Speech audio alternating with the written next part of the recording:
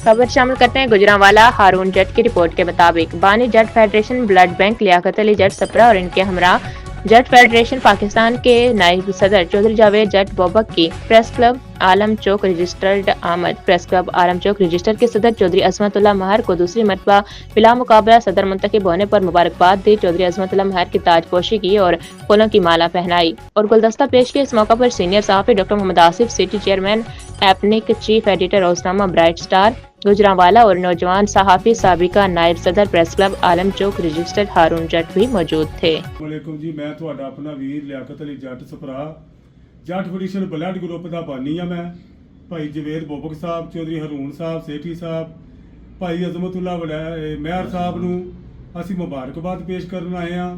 ਤੇ ਮੈਂ ਜ਼ਿਆਦਾ ਲੰਮੀ ਤਕਰੀਰ ਨਹੀਂ ਕਰਾਂਗਾ। ਮੈਂ ਇਹ ਗੱਲ ਕਰਾਂਗਾ ਕਿ ਮਿਹਨਤੀ, ਸਖਤ ਮਿਹਨਤੀ ईमानदार आदमी ने जिड्डी जल्दी इन्ना ना कमाया। सिर्फ ईमानदार बंदा कमा सकता है, बेईमान बंदा नहीं कमा सकता। साड़ियां इन्हां से दुआवां बहुत ने, असीं इन्हां नाल प्यार करने आ। अल्लाह इन्हां नूं सलामत रखे जी। ठीक है बेटा।